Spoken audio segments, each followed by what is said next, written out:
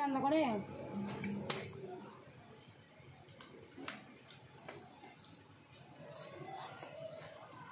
এর কত টাকা কেজি নিল বৌদি জানি না, এখানে কম নেবে, ওদের কাছে কম নেবে।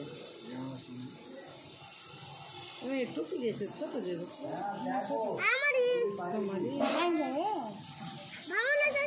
এই খোলটা ফেলে দিতে হয়। আচ্ছা ওই খোলটা ফেলে দিই।